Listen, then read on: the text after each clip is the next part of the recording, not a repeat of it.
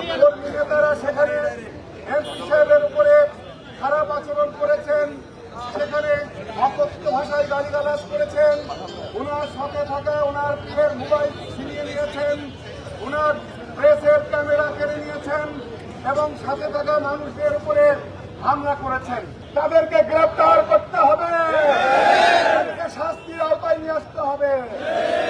12 ফেব্রুয়ারি ঢাকা 16 আসনে নির্বাচিত হয়েছেন কর্নেল আব্দুল বাকের।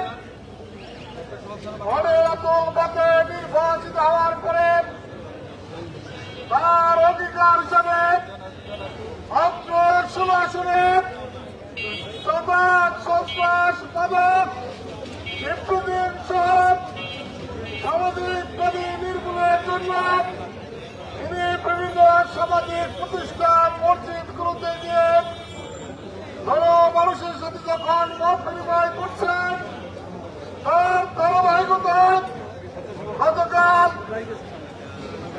চলন্তিকা বলে একটি মসজিদে তিনি যখন মত বিনিময় করতেছিলেন, তখন দুষ্কৃতিকারী সংসার দ্বারা জন্মদিত যাচ্ছিলেন সমাজ চাঁদক সন্ত্রাস মাদকের সাথে সম্পৃক্ত এই শ্রেণীর মানুষগুলো তার এই ভালো কাজে বাধা সৃষ্টি করেন, আমাদের কিছু ভাইদেরকে আহত করেন। আমরা তীব্র নিন্দা জানাচ্ছি, ধিক্কার জানাচ্ছি। আমরা প্রতিশ্রুতিবদ্ধ, জামায়াত ইসলামী প্রতিশ্রুতিবদ্ধ এই সমাজ থেকে সকল ধরনের দুর্নীতি, রাজধানী, খুন করাবি, মাদক, সন্ত্রাস, মানুষের সামাজিক কাজে ব্যাধি হিসেবে আছে সকল নির্মূল করে এই সমাজকে একটি আলোকিত সমাজে পরিণত করবে ইনশাল্লাহ। বাংলাদেশ দ্বিতীয়বার স্বাধীনতা অর্জন করেছে। এই জুলাইয়ের মূল মুখপাত্র ছিল জাস্টিস। এই জাস্টিস কায়েম না হওয়া পর্যন্ত আমরা সন্ত্রাসীদের বিরুদ্ধে লড়াই করে যাব ইনশাআল্লাহ। বাংলাদেশের এই বীরপুরের মাটি যেমনি ভাবে জনসমর্থন দিয়ে বাংলাদেশ জামায়াত ইসলামীকে ঢাকা 15, ঢাকা 14, ঢাকা 16 আসনে এমপি নির্বাচিত করেছেন, আমরা এখানে সন্ত্রাস নির্মূল না হওয়া পর্যন্ত ক্ষান্ত হব না।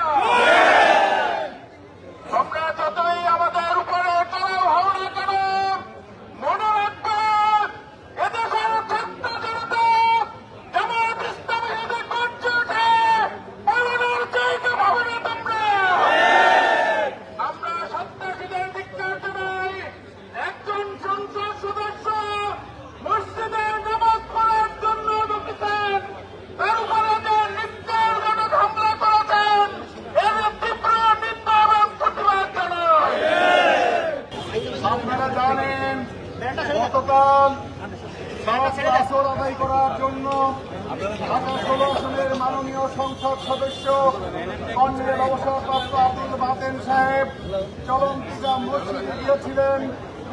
এই মসজিদে যে তিনি সাধারণ মানুষ, এই মল্লিকা মসজিদে তিনি সাধারণ মানুষের সাথে মত বিনিময় করছিলেন, সেই সময় আজকের এই আসনে পরাজিত দলের কিছু দুষ্কৃতিকারী কর্মী নেতারা সেখানে এমপি সাহেবের উপরে খারাপ আচরণ করেছেন, সেখানে অকথ্য ভাষায় গালিগালাজ করেছেন, ওনার সাথে থাকা ওনার পীরের মোবাইল ছিনিয়ে নিয়েছেন, ওনার প্রেসের ক্যামেরা কেড়ে নিয়েছেন এবং সাথে থাকা মানুষদের উপরে হামলা করেছেন, যেটি অত্যন্ত রাজনৈতিক শিষ্টাচার বহির্ভূত কাজ, কোন মানবতা বিরোধী কাজ বলেই আমরা মনে করি। কারণ ঢাকা 16 আসনে বিপুল ভোটে জয়লাভ করেছেন কর্নেল আব্দুল বাতেন সাহেব। যে সমস্ত ভোটাররা ভোট দিতে জয়লাভ করে বিজয় লাভ করেছেন, এই সমস্ত ভোটারদেরই মূলত অপমান করা হয়েছে। একজন এমপি নির্বাচনে জয়লাভ করার পরে তিনি শুধু একটি দলের, একটি মার্কার, একটি প্রতীকের এমপি নন, তিনি গোটা আসনের সকলের তিনি এমপি। কিন্তু গতকাল যে গর্হিত কাজ বিএনপি নামক আটক এই সন্ত্রাসী সংগঠনের লোকেরা করেছে সেটা সত্যি আজ ভাববার বিষয়। আমি আপনাদেরকে অনুরোধ জানাতে চাই, আজকে যারা বিরোধীকে সহ্য করছেন না, বিরোধী দলীয় নেতাদের কথা বলতে দিচ্ছেন না, আপনাদের আচরণ আর হাসিনার আচরণের ভিন্ন কিছু নয়। সুতরাং আপনাকে আবার নতুন ফেসিবাদের জন্ম দিতে চাচ্ছে। ইতিহাস সাক্ষী, শেখ হাসিনা আপনাকে ক্ষমতাবান হতে পারবেন না যত ওই ফেসিবাদ হওয়ার চেষ্টা করেন। শেখ হাসিনাকে এই বাংলাদেশ থেকে ভারতে পাঠিয়ে দিয়েছে। আপনারাও যদি এই ফেসিবাদী চরিত্র থেকে ফিরে না আসেন, মাহের রমজানে আপনাদেরকে আহ্বান জানাচ্ছি, চরিত্র সংশোধন করেন, আচরণ সংশোধন করেন। তা না হলে 18 কোটি জনগণ আপনাদের বঙ্গোপসাগরে নিক্ষেপ করবে। প্রিয় বিক্ষুব্ধ জনতা, মাহের রমজানে আমাদের কথা দীর্ঘায়িত করব না। আমরা ব্যবসায়ী ভাইদের উদ্দেশ্যে বলতে চাই, ঢাকা 16 আসনে যদি কেউ চাঁদাবাজি করতে আসে, তাদেরকে সম্মিলিতভাবে প্রতিরোধ গড়ে তুলবেন, ধরে প্রশাসনের হাতে দিয়ে দিবেন। আমরা প্রশাসনকে বলেছি, ডিসি সাহেবকে বলেছি, ওসি সাহেবদেরকে বলেছি, বিভিন্ন সংস্থার লোকদেরকে বলেছি, যেখানেই চাঁদাবাজ সেখানেই মোকাবেলা, যেখানেই সন্ত্রাস সেখানেই প্রতিরোধ গড়ে তুলব। বিক্ষুব্ধ জনতা আসুন, একজন এমপির উপরে তারা খারাপ আচরণ করে হামলা করে ক্ষান্ত হয়নি, প্রকারান্তরে 16 আসনের সকল জনগণের উপরে খারাপ আচরণ করেছেন। আমরা প্রশাসনের কাছে এই কাজে জড়িত সকলের নাম স্পষ্ট করে প্রশাসনকে আমরা দিয়েছি। তাদেরকে গ্রেপ্তার করতে হবে, তাদেরকে শাস্তির আওতায় নিয়ে আসতে হবে। বিএনপির লোকদেরকে আগে জানতাম চাঁদাবাজির সাথে জড়িত, এখন ছিনতাইয়ের সাথেও জড়িত হয়ে গিয়েছে। আমাদের ক্যামেরা ছিনতাই করেছে, মোবাইল ছিনতাই করেছে।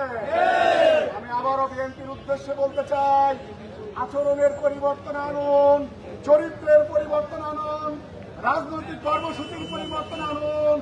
আপনাদেরকে এবার এখানে পরাজিত করেছে, যদি ভালো হন সামনেবার মানুষ ভোটাররা ভেবেও দেখতে পারে। আর যদি না করেন, আপনারা যাদের এজেন্ডা বাস্তবায়ন করতে চাচ্ছেন তাদের মতো দেশ থেকে বিতাড়িত হতে হবে। আসুন প্রিয় বিক্ষুব্ধ জনতা, আমরা বিক্ষোভের প্রকাশ ঘটাবো শান্তিপূর্ণভাবে। ব্যানারের পিছনে সকল কর্মীরা চলে আসবেন, মিডিয়ার ভাইরা ব্যানারের সামনে থাকবে, আমরা মিছিল নিয়ে যাব। আল্লাহ হাফেজ।